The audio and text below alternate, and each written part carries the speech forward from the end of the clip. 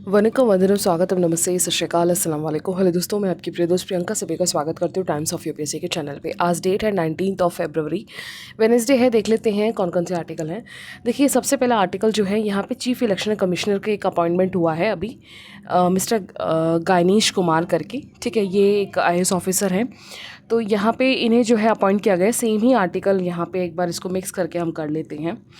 तो देखिए, यहाँ पे आपको पता होगा, अभी रिसेंट की ही न्यूज़ है ये। Prime minister Narendra Modi ji, home minister और ऑपोजिशन के लीडर राहुल गांधी के द्वारा मिलके मंडे को, है ना, इवनिंग में जो है IAS ऑफिसर गायनीश कुमार को जो है चीफ इलेक्शन कमिश्नर जो है अपॉइंट किया गया है।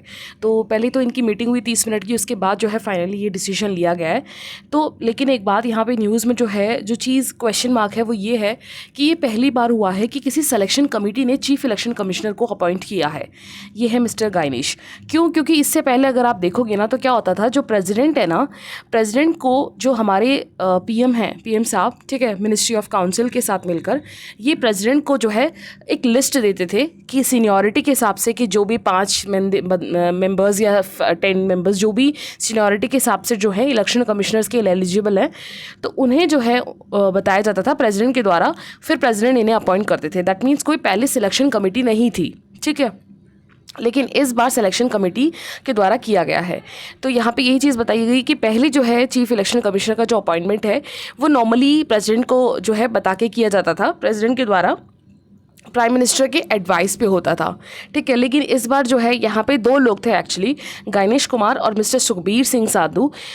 ये जो है, जब मिस्टर अभी जो रिटायर हुए हैं राजीव कुमार, जो फॉर्मर चीफ इलेक्शन कमिश्नर, यानी गायनीश जी से पहले जो मिस्टर चीफ इलेक्शन कमिश्नर थे राजीव कुमार, तब उनके टाइम सुखबीर जी और गायनीश जी जो है election as a election commissioner के फॉर्म में जो है अपॉइंट किए गए थे। यानी आपको पता है 3 स्ट्रक्चर है ये इलेक्शन कमिश्नर जो है वो 3 स्ट्रक्चर में। एक तो चीफ होते हैं, चीफ इलेक्शन कमिश्नर जो हेड है, इनके अंडर में 2 लोग होते हैं जिन्हें हम इलेक्शन कमिश्नर कहते हैं। ऑल्दो इन तीनों में अगर आप देखोगे पावर की बात, तो इनमें कोई ज़्यादा डिफरेंस नहीं है, लेकिन एक को सीनियरिटी के हिसाब से चीफ इलेक्शन कमिश्नर माना जाता है, ठीक है। और ये रीअपॉइंट के एलिजिबल नहीं होते जो चीफ इलेक्शन कमिश्नर होते हैं, है ना, जो अभी रिसेंटली राजीव जी रिटायर हुए हैं। लेकिन जो इलेक्शन कमिश्नर है, जो इनके अंडर में 2 लोग हैं, वो as a chief election commissioner बन सकते हैं, ठीक है। तो लेकिन अभी जो है राइटर बता रहे हैं कि जो अब जो अपॉइंटमेंट हुआ है ना, वो नए एक्ट के बेसिस पे हुआ है और कुछ चेंजेस भी करी गई हैं। क्या चेंजेस करी गए हैं? जैसे कि ये जो एक्ट यूज़ हुआ है इस बार कमेटी के द्वारा, वो हुआ है chief election commissioner and other election commissioner appointment condition of service and terms act 2023, ठीक है। तो इस एक्ट के तहत ही जो है इस बार चीफ इलेक्शन कमिश्नर और जो दूसरे 2 इलेक्शन कमिश्नर हैं उन्हें अपॉइंट किया जा रहा है। और इसमें सबसे पहला प्रोसीजर होगा जो सर्च कमेटी होती है, ठीक है, जिसका हेड अभी करंटली लॉ मिनिस्टर के मिस्टर अर्जुन राम मेघवाल के अंडर में है। उनके द्वारा एक सर्च कमेटी है, वो क्या करती है, कम से कम 5 बंदों की जो है लिस्ट, ठीक है, वो जो सिलेक्टिंग कमेटी है, ठीक है, उन्हें लिस्ट पकड़वाती है। सिलेक्शन कमेटी अलग है, सर्च कमेटी अलग है। सिलेक्शन कमेटी बनती किससे है? एक तो प्राइम मिनिस्टर से, इसके अलावा ऑपोजिशन के लीडर, जो लोकसभा के सबसे बड़ी ऑपोजिशन है, उनके द्वारा, ठीक है। और इसके अलावा जो सिलेक्शन कमेटी में एक और जो नाम था वो था CGI का। लेकिन गवर्नमेंट ने, सेंट्रल गवर्नमेंट ने क्या किया, रिसेंटली अभी बिल पास किया था 2023 में, और ये बोला जो सिलेक्शन कमेटी है, ठीक है, इसमें PM होंगे, ऑपोजिशन, लोकसभा की जो ऑपोजिशन की सबसे बड़ी ऑपोजिशन पार्टी है उसके लीडर होंगे। लेकिन जो CGI है, CGI को रिप्लेस करके यहाँ पे यूनियन मिनिस्टर को बिठा दिया था, ठीक है। ये बिल 2023 में वापस लाया गया था, बिल गवर्नमेंट के द्वारा। ये बहुत बवाल मचा था एक्चुअली। यहाँ पे न्यूज़ भी इसी वजह से है कि क्योंकि अभी भी ना सिलेक्शन कमेटी जो बनाई गई है ना, वो फाइनल नहीं हुआ, क्योंकि इसका पिटीशन सुप्रीम कोर्ट पे केस चल रहा है कि फाइनली जो सिलेक्शन कमेटी होगी उसमें होंगे कौन कौन मेंबर्स। क्योंकि जो CGI जो है यहाँ पे सिलेक्शन कमेटी में रखा गया था, उसे गवर्नमेंट ने बिल कर दिया था कि यहाँ CGI को जो है यूनियन मिनिस्टर से रिप्लेस कर दिया जाएगा।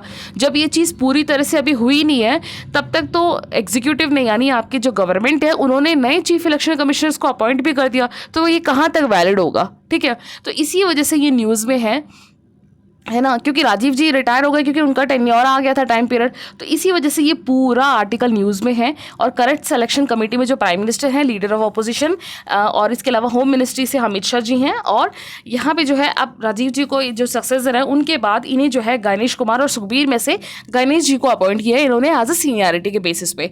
ठीक है, तो यहाँ पे अब बात यही है, तो इशू अब वापस से सुप्रीम कोर्ट में है, तो इससे पता चल रहा है कि क्या अपॉइंटमेंट जो है ये मैटर सेटल हो गया अगर अपॉइंट कर दिया गया है तो इसका आंसर है नहीं। अभी सुप्रीम कोर्ट में पिटीशन चल रहा है, तो अब सुप्रीम कोर्ट के द्वारा वापस ये केस सुनवाई में आएगा कि जो सिलेक्शन कमेटी जिस बेसिस पे आपने गणेश जी को अपॉइंट किया है, क्योंकि वो सिलेक्शन कमेटी ही अभी पूरी तरीके से सही नहीं है, इस पर केस चल रहा है, ठीक है, वैलिड नहीं है ये। और सबसे बड़ी बात, इन्होंने जो एक्ट यूज़ किया है ना, chief election commission and other election appointment condition act 2023, इसके अकॉर्डिंग इन्होंने कुछ चीज़ें चेंजेस भी करी हैं। जैसे क्या चेंजेस करी हैं, पहले क्या होता था जब एक्ट वगैरह नहीं था कि भाई जैसे मान लीजिए चीफ इलेक्शन कमिश्नर हो गया, इसके अंडर में 2 बंदे हो गए इलेक्शन कमिश्नर, ठीक है, तो ये जो चीफ इलेक्शन कमिश्नर है ये बंदा तो रीअपॉइंट के लिए एलिजिबल नहीं था, है ना। और इलेक्शन कमिश्नर जो 2 इलेक्शन कमिश्नर है वो आने वाले टाइम पे चीफ इलेक्शन कमिश्नर बनने के लिए एलिजिबल हैं, या फिर स्टेट लेवल के जो इलेक्शन कमिश्नर होते हैं उनके हेड बन सकते हैं। लेकिन अब इन्होंने एक्ट में ये बोला है कि अब चीफ इलेक्शन कमिश्नर तो एलिजिबल नहीं होगा एक बार टेन्योर में आने के बाद, है ना, 5 साल या 6 साल के बाद, 5 साल मैक्सिमम इसका टेन्योर रहेगा। लेकिन जो इलेक्शन कमिश्नर 2 लोग हैं ना, इनको ओवरऑल चाहे वो एज अ इलेक्शन कमिश्नर में काम करें, उसके बाद अगर वो चीफ इलेक्शनर भी बने तो भी ओवरऑल जो टेन्योर होना चाहिए ना उनका पूरा 6 साल तक ही वो इस पोस्ट पे रह सकते हैं, इलेक्शन कमिश्नर और चीफ इलेक्शन कमिश्नर के लिए अगर इनके पास टाइम मिलता है। मान लीजिए कोई बंदा है ए, उसके इलेक्शन कमिश्नर का 5 साल का टेन्योर खत्म हो गया और उसकी एज अभी 59 या 60 है और 62 ईयर्स तक वो जॉब कर सकता है, तो 2 साल एज के हिसाब से तो 2 साल है, लेकिन टेन्योर के हिसाब से 5 साल, तो मतलब 1 ही साल बचा, तो यहाँ पे वो चीफ इलेक्शन कमीशन सिर्फ और सिर्फ 1 साल ही रह सकता है एलिजिबल के हिसाब से, समझ आई। तो ये चीज़ जो चेंज है इन्होंने इस एक्ट के थ्रू किया है, जो ओवरऑल इन्होंने समराइज कर दिया कि 6 साल तक ही जो है, चाहे वो चीफ इलेक्शन कमिश्नर या एज ए इलेक्शन कमिश्नर के फॉर्म में, ओवरऑल आप सिर्फ और सिर्फ 6 साल तक ही काम कर सकते हो, जो चीज़ पहले नहीं थी, ठीक है। तो ये चेंजेस यहाँ पे इन्होंने मोटा मोटा किया है। लेकिन यहाँ पे वही सिलेक्शन कमीशन का इशू आ रहा है कि सुप्रीम कोर्ट में तो पिटीशन चल रहा है 2023 के एक्ट के ऊपर, ठीक है, चैलेंज भी किया गया है। यहाँ पे क्यों चैलेंज किया गया है, पहली बात तो देखिए यहाँ पे ये है कि जो हमारा इंडियन कॉन्स्टिट्यूशन है ना, वो एक्सक्लूसिव पावर नहीं देता एग्जीक्यूटिव को। यहाँ से एग्जीक्यूटिव का मतलब है जो हमारी सेंट्रल गवर्नमेंट है उसके पास एक्सक्लूसिव पावर नहीं है कि वो अपने पावर को एक्सटेंड करके जब मन चाहे जैसे भी मन चाहे वो इलेक्शन कमिश्नर को अपॉइंट नहीं कर सकती है, ठीक है। तो इस चीज़ को चैलेंज किया गया है सुप्रीम कोर्ट में। तो अब वही बात है कि अब देखते हैं केस किस फॉर्म में आता है, और यहाँ पे उन्होंने अपने एक्सक्लूसिव का पावर का यूज़ करके ही इन्होंने जो बिल पारित किया था गवर्नमेंट अब्रॉड बिल पार्लियामेंट, जिसमें इन्होंने बोला कि सीजीआई को रिप्लेस किया जाएगा यूनियन कैबिनेट मिनिस्टर में इन द सिलेक्शन कमेटी, ठीक है। तो ये ओवरऑल मुद्दा है, तो ये एग्जाम पर्सपेक्टिव से काफ़ी इंपॉर्टेंट है, प्रीलिम्स में क्वेश्चन आ सकता है कितने। और ये देखिए सबसे पहली बार जब मेंबर बने थे ना शुरुआत में 1950s में, तो सिर्फ एक ही चीफ इलेक्शन कमिश्नर था, उसके बाद वापस 2 बने, फिर वापस 1 बना, फिर वापस 2 बना। तो ये आपको ईयर है, एक बार फिर भी आप एक बार रिवाइज कर लेना, ईयर पूछ सकते हैं, स्टेटमेंट में आ सकता है, प्रीलिम के पर्सपेक्टिव से ये इस बार इंपॉर्टेंट हो जाता है आर्टिकल, ठीक है। इसके अलावा नेक्स्ट आर्टिकल है यहाँ पे एक, what is a deposit insurance cover. देखिए इसमें एक्चुअली न्यूज़ क्या मैं बताती हूँ। महाराष्ट्र में ना एक बैंक है न्यू इंडिया कोऑपरेटिव बैंक्स, ठीक है, इसके ऊपर आरबीआई ने चार्जेस लगाए ये बोल के पिछले 12 महीने में काफ़ी ज़्यादा पुअर गवर्नेंस रही है, सुपरवाइजरी बहुत कंसर्न रहे हैं, काफ़ी ज़्यादा मेलझोल हुआ है, और इस बैंक ने, ये कोऑपरेटिव बैंक्स है तो काफ़ी ज़्यादा इसने लॉस खोया है। जैसे पिछले 2023-24 में इन्होंने 22 करोड़ का जो है लॉस किया है, और 22-23 में 23-24 में इन्होंने कम से कम 30 करोड़ का लॉस किया है। तो इसकी वजह से क्या हुआ, आरबीआई ने पूरे बैंक्स के, इसके जितने भी ओवरऑल महाराष्ट्र के अंदर ब्रांच है, कम से कम 30 ब्रांच है इस न्यू इंडिया कोऑपरेटिव बैंक्स के, उस पूरे को जो है आरबीआई ने इंचार्ज में ले लिया है, और ये बोला आने वाले 6 महीने तक इस बैंक से कोई भी जो है लोन लेना, लोन देना, या कोई इन्वेस्टमेंट या फिर कोई भी डिपॉजिट या विड्रॉ नहीं होगा। और जिसके भी अकाउंट के पैसे इस बैंक में हैं वो विड्रॉ करेगा तो उन्हें पहले एप्लीकेशन फॉर्म लिखना पड़ेगा। और आप ये भी डाउट कर सकते हो कि कोऑपरेटिव बैंक्स कब से आरबीआई के अंडर में आ गया। देखिए पहली बात जब 1950s के आसपास जो है कुछ ही कोऑपरेटिव बैंक बैंक्स को जो है आरबीआई के अंडर में था, बाकी सारा जो है स्टेट और सेंट्रल गवर्नमेंट के अंडर में था, जिसकी वजह से काफ़ी ज़्यादा इश्यूज हुआ था। और आपको पता है पीएमसी बैंक का भी काफ़ी लफड़ा हुआ था अभी 2020 के आसपास। तब से आरबीआई ने अपनी बैंकिंग रेगुलेशन 2020 के अमेंडमेंट के हिसाब से एक नया गाइडलाइन ये निकाला कि जितने भी अब कोऑपरेटिव बैंक्स है ना, उसके सारे गाइडलाइंस आरबीआई के अंडर में ही होंगे। ठीक है, जैसे आपके कमर्शियल बैंक्स है ना पूरे के पूरे, जिसका लेखा जोखा सारा कि वो कितना सीएलआर एसएलआर कितना रखेंगे, क्या रिजर्व्स होगा, रेट ऑफ इंटरेस्ट, वो सब आरबीआई के अंडर में। तो ऐसे अब कोऑपरेटिव बैंक्स का भी कंट्रोल सारा आरबीआई के अंडर में ही है। ठीक है, तो इस न्यू कोऑपरेटिव बैंक्स का, न्यू इंडिया कोऑपरेटिव बैंक्स का रेगुलेशन सही ना होने की वजह से आरबीआई ने अपने कंट्रोल में ले लिया। तो अब बात क्या है, अभी रिसेंटली मंडे को जो है financial services secretary mister Nagarjuna ने ये बोला है कि जो लिमिट होती है डिपॉजिट इंश्योरेंस की, डिपॉजिट इंश्योरेंस से मतलब क्या है, जैसे मान लीजिए ए है कोई पर्सन, अब इसका न्यू इंडिया कोऑपरेटिव बैंक्स में या फिर किसी भी बैंक में ले लीजिए, उनका अकाउंट है, चाहे वो करंट अकाउंट हो सकता है, वो सेविंग अकाउंट हो सकता है ना, या एफडी भी हो सकती है, जो टाइम फिक्स्ड होता है कि 5 साल तक आप छेड़छाड़ नहीं करोगे, उसके बाद विड्रॉ करोगे, क्योंकि इसमें रेट ऑफ इंटरेस्ट अच्छा खासा मिलता है। तो इसमें क्या होता है, जैसे मान लीजिए आपके अकाउंट में 10 लाख है, तो और मान लीजिए 10 लाख में अब इस बीच क्या हुआ, बैंक जो है, जिस बैंक में ए ने पैसे डाल रखे हैं, मान लीजिए XYZ बैंक है, और वो दिवालिया हो गया, बैंक करप्ट हो गया, पैसे डूब गए इसके। ठीक है, ए के पैसे चले गए, तो बैंक का ये प्रॉमिस होता है कस्टमर को कि भैया हम 5 लाख तक का इंश्योरेंस आपको रिटर्न कर देंगे, लेकिन ये तब तक ही है जिसका पैसा 5 लाख तक ही सेविंग में हो, जबकि ए का तो पैसा 10 लाख है, मतलब 5 लाख ही मिलेगा। अगर 10 लाख इसके पास इसके अकाउंट में पड़े थे, तो भाई बैंक तो 5 लाख ही रिटर्न कर रहा है, बाकी 5 लाख का तो लॉस हो गया।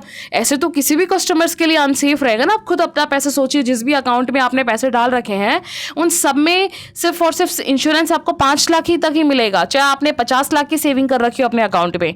ठीक है, ये किसके अंडर में होता है, ये होता है आपका the deposition insurance and credit guarantee corporation, DIGC। ये स्पेशलाइज्ड डिवीजन है अंडर आरबीआई के। ठीक है, किसी बैंक के अंडर में नहीं आता, ये सीधा आरबीआई के अंडर में काम करता है। तो यही इसी चीज पे जो है क्वेश्चन काफी सालों से बात उठ रही है। गवर्नमेंट के यहाँ पे फाइनेंस सर्विस से भी बोला गया है, ये 5 लाख का जो क्राइटेरिया आपने रख रखा है ना, इसको बढ़ाओ। अब मान लीजिए किसी के 50 लाख का है और उसके 50 लाख बैंक वाले ने डुबा दिया, बैंक करप्ट हो गया, लेकिन उस बंदे को 5 लाख मिल रहा है, जितने भी उसके ब्रांच है उस सबको मिलाकर, तो भाई ये तो घाटा हो गया। हर बंदे के साथ हो, किसी के साथ भी हो सकता है, किसी भी सिटीजन के साथ हो सकता है। तो उन्होंने बोला ये जो 5 लाख का क्राइटेरिया है ना, इसको हमें एक्सटेंड करना चाहिए। तो यहाँ पे ये न्यूज़ में था, और ऊपर से ये DIG की वजह से ये न्यू कोऑपरेटिव बैंक्स का जो है, इसी में बोला गया है कि ये DIG का एक्ट जो 18 है 1961 का क्लॉज 18A के तहत जो है, इसमें हम लिमिट्स को बढ़ा सकते हैं, और जो बढ़ाने की हमें ज़रूरत है। अब ये कितना बढ़ाएंगे, इस चीज़ का जो है डिस्कशन किया जा रहा है। ठीक है, देखते हैं अब क्या होता है, वो आगे अब न्यूज़ में रहेगा। तो आपको बेसिक आपको पता होना चाहिए कि ये DIGC क्या है, इंश्योरेंस कवर। ठीक है, अभी सारे बैंक्स का 5 लाख ही है, चाहे आपके पास सेविंग 50 लाख हो, चाहे 1 करोड़ हो। ठीक है, और बेसिक एक बार कोऑपरेटिव बैंक्स का भी आप रिवाइज कर लीजिएगा।